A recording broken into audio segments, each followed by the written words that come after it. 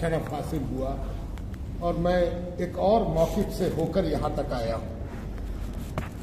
اس موقف میں جا کر بھی بڑی خوشی ہوئی تھی، اس لیے کہ اس عراق میں حضرت امام حسین کے حوالے سے جب مختلف ممالک کے موقف نظر آئے تو بے ساختہ جی چاہا کہ ہندوستان کا بھی کوئی کیمپ ہوتا، کوئی خیمہ ہوتا، کوئی ایسا مرجع ہوتا جہاں ہندوستانی ہوتے اور ہندوستانیوں کی شمولیت ہوتی، زبان ہوتی ہندوستان کی، تہذیب ہوتی ہندوستان کی، اور دل ہوتا امام حسین کی محبت سے لبریز۔ تو بڑا دل خوش ہوا دیکھ کے کہ ایک جگہ ہم لوگ حاضر آئے اور پھر اس دوسری جگہ آئے۔ بےحد خوشی ہے کہ یہاں چار طرف بین حسین ایک چیز کہوں، ہم لوگ ہندوستان کا موقع نظر آیا، اور یہ بھی بڑی خوشی کی بات ہے کہ ہندوستان حضرت امام حسین علیہ السلام کی محبت سے ہمیشہ لبریز رہا۔ ہندوستان میں سب سے پرانی تاریخ صوفیاء کرام کی ہے۔ انہوں نے جب سے قدم رکھا ہندوستان کو اہل بیت کا دیوانہ بنایا، اہل بیت کے شجرے لکھ لکھ کر دیے۔ صوفیاء کرام جہاں ہوتے ہیں وہاں بیت و ارشاد کا معاملہ ہوتا ہے، مرید کرتے ہیں اور اپنے مریدوں کو کچھ لکھ کے دیتے ہیں۔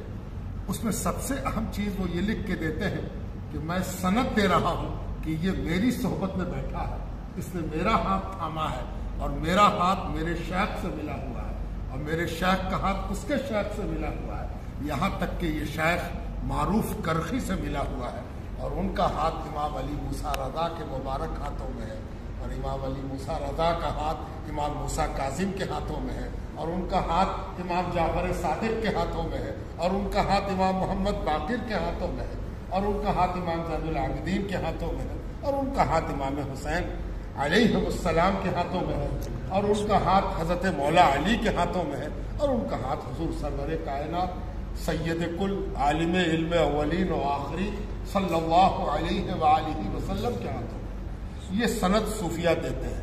یہ صوفیہ ہندوستان کی زمین پر پہلے آدمی ہے جو اہل بیت کے ہاتھ کی سند دیتے ہوئے نظر آتا ہے، اور یہی وجہ ہے کہ آج کی تاریخ میں شاید ہی کوئی ایسی خانقاہ ہوگی جہاں امام باڑہ نہ ہو اور کربلا نہ ہو۔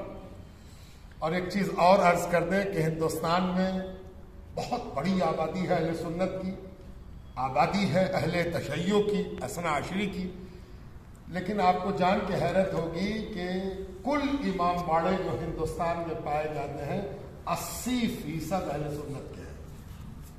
اور یہ میں یوں ہی نہیں کہہ رہا ہوں، میں بہار اسٹیٹ سنی وقف بورڈ کا ممبر ہوں، مجھے معلوم ہے کہ بہار اسٹیٹ میں، صرف بہار میں جتنے امام باڑے رجسٹرڈ ہیں، جو نہیں رجسٹرڈ ہیں ان کی بات چھوڑ دیجیے، جو رجسٹرڈ ہیں وہ اگر 100 ہیں تو 80 اہل سنت کے ہیں۔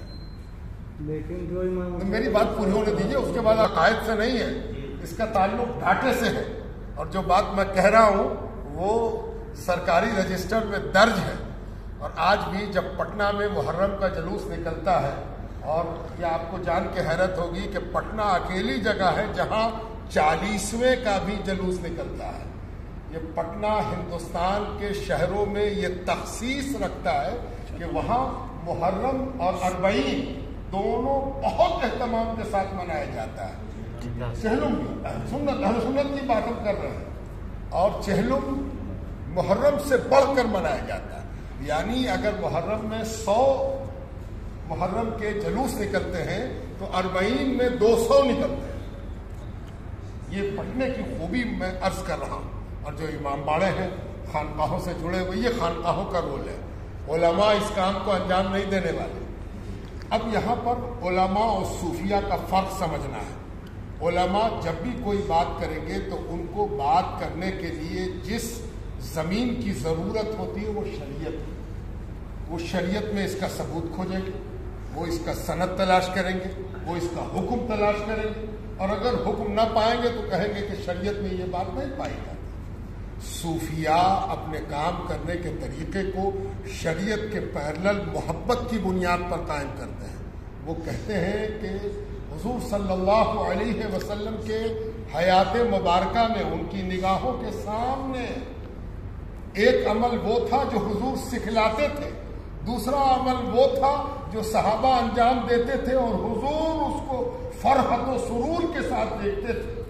مثلا حضور پاک علیہ السلام وضو کے لیے بیٹھے، حدیبیہ کا میدان ہے، کافروں کا وفد بھی موجود ہے، لوگ دیکھ رہے ہیں کہ صحابہ وضو کا پانی لینے کے لیے، دھوول لینے کے لیے، کلی کا پانی لینے کے لیے ایک دوسرے پر گر رہے ہیں. آج کے شریعت کے دعوے داران کہیں سے اس کا ثبوت لا سکتے ہیں کہ کہیں پر قرآن میں آیا ہو کہ نبی کے غسالے وضو کو زمین پر نہ گرنے دینا؟ کوئی حدیث میں آیا ہو؟ حضور صلی اللہ علیہ وسلم نے ایسی تعلیم دی ہے؟ کہیں پر ایسی تعلیم نہیں. لیکن صحابہ اس عمل کو کر رہے ہیں، حضور کی نگاہوں کے سامنے کر رہے ہیں، حضور اس کو دیکھ رہے ہیں، حضور منع نہیں فرما رہے ہیں.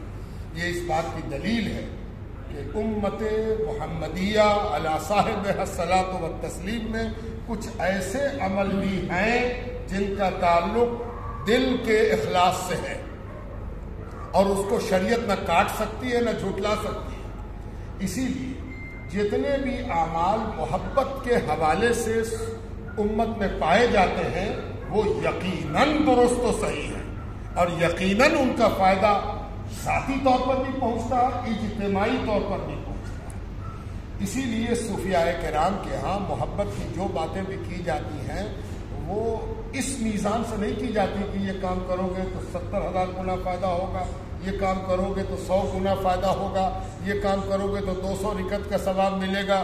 یہ انداز شریعت ہے. اور محبت تو جنون کا نام ہے، وارفتگی کا نام ہے، وجدان کا نام ہے، بے رفتگی کا نام ہے، خود رفتگی کا نام ہے، جذبات سے مغلوب ہونے کا نام ہے. محبت والے کو اس کی فکر کہاں ہے کہ اس کا نتیجہ کیا ہوگا، ثواب کتنا ملے گا، کوئی کتنا ہم سے بدزن ہو جائے گا، کوئی گردن کے کتنے ٹکڑے کرے گا، کتنے تیر برسائے گا. یہ محبت والے کو اس سے کیا مطلب ہے؟ محبت والا تو محبت کرے گا چاہے اس کے لیے جو قیمت دینی پڑے اور جو کچھ کرنا پڑے. تو یہ جو مشائیت ہے، پیدل چلنا، دیوانہ وار بڑھنا، میرے خیال میں تو حضرت مولانا نے جو دلیلیں دی تھیں، میری دلیل یہ ہے کہ کربلا میں حضرت امام حسین کے تعزیت میں خود حضور صلی اللہ علیہ وسلم چل کر آئے. حضرت عبداللہ ابن عباس کا وہ خواب والی حدیث موجود ہے، اور حضرت ام سلمہ رضی اللہ تعالی عنہ کی وہ حدیث موجود ہے جس میں حضور پاک علیہ السلام کو دیکھ رہی ہیں کہ وہ ہاتھ میں ایک قارور آشیشی لیے ہوئے چلے آ رہے ہیں، پریشان لگ رہے ہیں، گرد و غبار کا معاملہ ہے، حیرت سے دیکھ رہی ہیں. حضرت عبداللہ ابن عباس حیرت سے دیکھ رہے ہیں، یا رسول اللہ اس حال میں تو کبھی آپ کو نہیں دیکھا، اس رنگت میں تو آپ کو کبھی نہیں دیکھا، آپ کہاں سے آ رہے ہیں؟ تو حضور پاک علیہ السلام ارشاد فرماتے ہیں کہ میں مقتل حسین سے آ رہا ہوں، اور اس قارورے میں شیشی میں خون جمع کر رہا تھا، میں مقتل حسین سے آ رہا ہوں. اس سے بڑی دلیل اور کیا ہوگی کہ مقتل کی طرف قتل کے بعد بڑھنا نبی کی سنت ہے، اور نبی کی سنت پر عمل کرتے ہوئے اگر کوئی آگے جا رہا ہے تو اس کو کسی اور دلیل کی ضرورت نہیں ہے. کوئی کھڑا ہو دروازے پر یا نہ ہو، ہمارا یہ یقین ہے کہ اللہ سبحانہ تعالیٰ دیکھ رہا کہ حضور پاک علیہ السلام جب قارورہ لے کر خون جمع کر رہے ہیں تو امت کا اس طرف بڑھ جانا، اس میں کسی ثواب اور عذاب کی ہم کو نہ فکر ہے، نہ پرواہ، نہ کسی کے فتوے کی دلیل ہے، نہ فتوے کی ضرورت ہے. ہم اتنا کافی سمجھتے ہیں کہ حضرت امام حسین کی طرف بڑھا جائے. اور ایک اور بات تاریخی حقیقت بھی ہے، محبت کا تقاضا بھی ہے کہ سب کو معلوم نہیں تھا کہ کیا ہو گیا، سب کو یہ بھی نہیں معلوم تھا کہ حضرت امام حسین کہاں گئے، کس نے بلایا ہے، کس کام سے گئے ہیں. لیکن جیسے جیسے شہادت کی خبر پھیلی، یہ ایک فطری معاملہ تھا کہ جو جہاں تھا وہیں سے نکل پڑا کہ چلے. اگر حیات میں حضرت امام حسین کے ساتھ ہم نہ چل سکے تو کیا ہوگا؟ ان کی قبر مبارک تک تو پہنچ جائیں، ان کے اس دروازے تک تو پہنچ جائیں، ان چوکھٹ تک تو پہنچ جائیں، اس جگہ تک تو پہنچ جائیں. یہ جو جذبہ تھا، یہ جو اخلاص تھا، یہ جو فکر تھی حضرت امام حسین تک پہنچنے کی، وہ شاید ایسے جلوس میں اور ایسے موقف کے معنی بھی لغت میں آتے ہیں جلوس، سپاہ، وہ پیدل چلنے والا جلوس بھی موقف کہا جائے گا. وہ جلوس جو کسی جگہ شرکت نہیں بلکہ مشاہد کہ ہم بھی ساتھ چل سکیں، ہم بھی وہاں پہنچ سکیں، ہم بھی اس دروازے تک پہنچ جائیں، اس کی کوشش یہ جلوس نکل رہا اور بلا شبہ یہ مبارک جذبہ ہے، محبت کا جذبہ ہے.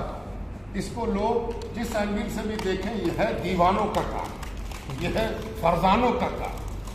اور محبت ایک الگ قسم کی عقل دیتی ہے. اگر محبت نہ ہو تو اس عقل کا درک مشکل ہے. جب تک محبت کی اینک نہ لگے محبت کا عمل سمجھنا بہت مشکل ہے. شریعت جہاں جا کے تمام ہوتی ہے وہاں سے محبت شروع ہوتی ہے. شریعت کا بھی کچھ پھل ہے، شریعت کا بھی کچھ ثمر ہے، شریعت کا بھی کچھ نتیجہ ہے. اگر شریعت پر عمل کے نتیجے کے طور پر یہ کیفیات نہیں پیدا ہوتی تو تیری شریعت بے ثمر ہے. اور جس شریعت کے نتیجے میں ایسی محبت، ایسا جذبہ اور ایسا اخلاص پیدا ہوتا ہے وہ شریعت با ثمر ہے. یہی باتیں ہیں، یہ سب محبت کی چیزیں. میری بات پوری نہیں ہوئی جس سے